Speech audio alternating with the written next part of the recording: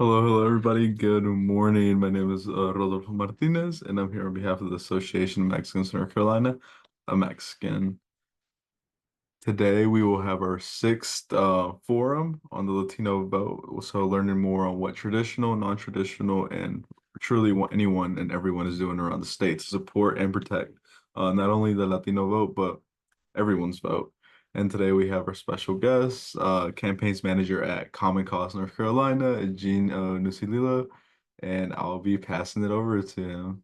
And then again, if you have any questions, please don't hesitate to type them in the chat box and we'll get to them. And again, the space is all yours, Gina. Thank you.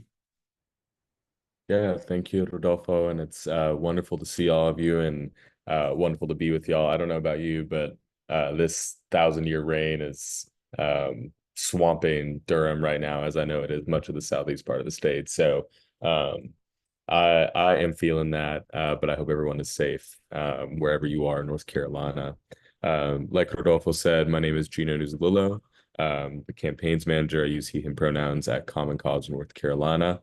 And as a little bit of background, Common Cause North Carolina essentially works on issues of our democracy, expanding access to the ballot box, educating our communities, and ensuring that everybody has the ability to cast a ballot that is meaningful for representatives that care about them and give a damn about our communities. And we've worked for a long time with our friends at a Mexican, and so we're grateful to them to be here today. And I will also apologize. You all may or may not have seen, we just got done throwing a really big concert in Raleigh this past weekend. I'll tell you a little bit more about that because that's kind of part of our efforts here. But I'm like a chicken with half a head. So like, forgive me, I'm a little bit lower energy today and still recovering from that. But like Rodolfo said, Common Cause, we're employing a number of different strategies to educate and bring in new voters. The first thing that we've been doing a lot this year is something that we've called the Carolina Days Music and Arts Festival. And I'm putting the link to the website in the chat. These are a series of major concerts happening all across North Carolina. We just had our first one on Saturday with acts like Janelle Monáe, Tierra Whack, Moses Sumney, Lute, Helado Negro, and Elora Dash. We have a couple concerts coming up in Asheville and Charlotte and Greensboro. And the whole idea behind these concerts was to have an opportunity to, one, bring in who maybe weren't all that interested in casting a ballot, maybe didn't know all that much about what was going on, and attract them to an event with some of their favorite musical artists, and then in turn provide voter education and information, speeches from powerful speakers, and get them kind of brought into the civic engagement work that we are all doing across the state. And the first one on Saturday was really successful in that effort. We had over 4,300 people there, mostly young people, 18 to 35, who will now all kind of receive a lot of nonpartisan voter mobilization information from us. And then we'll hope to replicate this across the state. So trying to meet young people where they are and also educate them at the same time. That's one big component of Common Cause's work. The next big component of what we do is that we have a leadership development program on all 10 of our HBCU campuses in North Carolina.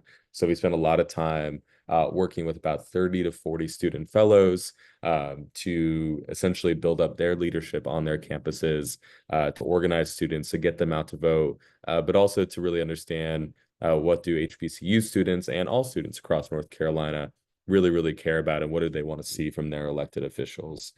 So that's a huge part of what we do. All of them will be kind of in and around North Carolina, helping us with our voter education efforts this year. What? Sorry, one second. Looks like I'm having a weird Zoom thing. Anyways, so that's component number two of what Common Cause North Carolina does. Third, and this is something that I think we'd love to partner with a Mexican on is we host community education events in church basements, in public libraries, and community meeting rooms all across North Carolina. I have been doing so for the last year to educate people about all the different ways um, that the laws have changed around voting. I believe many of you were at the event that MXCon hosted in Durham a couple months ago, that I was glad and grateful to join then, because the laws around how to cast a ballot have changed quite a bit since 2022. And so we have been going county by county all across the state to provide important information about how those laws have changed. And if that is something that you or someone in your community is interested in having, we go all around the state all the time and would love to come visit you and be in partnership with you to make those, to bring that education about how voting laws have changed so that everyone can cast a ballot here in the next few months. And then the last component of Common Cause North Carolina's work is that we are often in the legislature um, advocating against bad policies, which is what happens more often than not, and working with partners like y'all and partners all across the state to try to advocate for good policy where we can.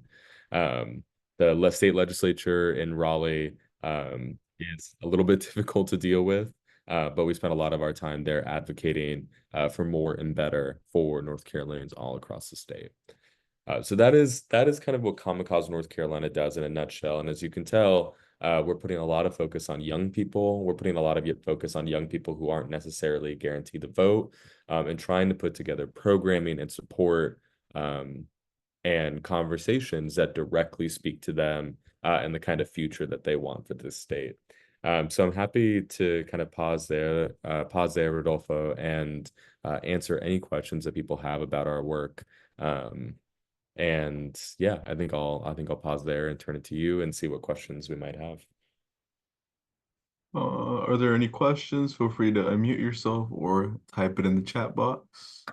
If not, to get the ball rolling, I do have a question. What are your guys' plans for like election day, like being at the polls wise or anything? Or even early. Yeah. Mhm.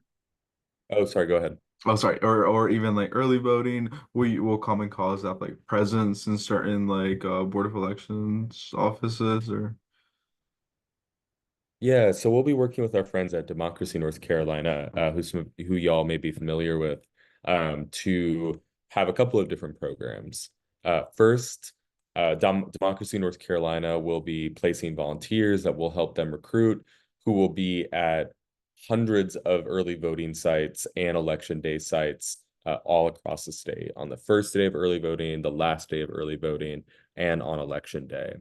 Those people will be there to assist voters as they go to the polls and to give them the phone number to the nonpartisan election protection hotline. So if anybody runs into any issue trying to cast a ballot, whether it's something that seems like it's voter intimidation or a poll worker not knowing the law right or an ID not being accepted, whatever it might be, we'll be there to hand out information to voters about the right hotline to call. And then Common Cause North Carolina, along with many other groups, is part of that hotline, and answering voter questions, talking to the boards of elections, and getting things fixed for voters in real time. Um, I know our friends at El Pueblo who also kind of work with us in this whole election protection coalition also manage a Spanish speaking voter hotline that is connected to all of these other voter hotline efforts to make sure that there's support for all voters when they go to the polls. After the votes are done during the actual election period, during early voting and election day, we also follow up to make sure that all the ballots that should be counted are counted.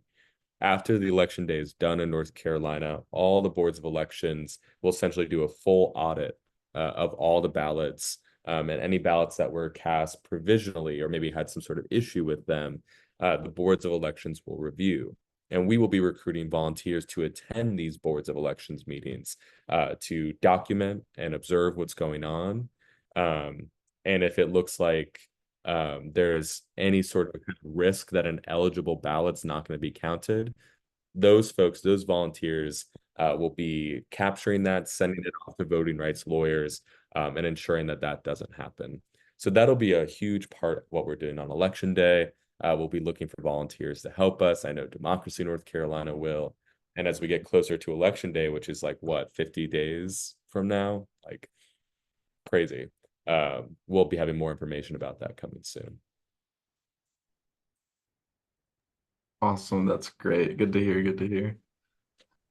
If no one has any other questions or how they can get involved. Oh, yes, Ashley. No, I didn't have any questions. Oh, sorry. Okay. I'll put my emails in the chat. If you're interested in any of the things that I've talked about that we're doing at Common Cause North Carolina, you can reach out to me at any time. We'd be happy to hear from y'all. Thank you.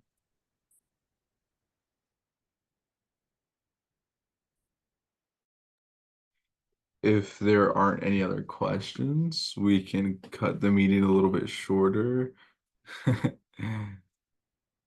Or if there was anything else you wanted to add on, but I think you pretty much hit on everything.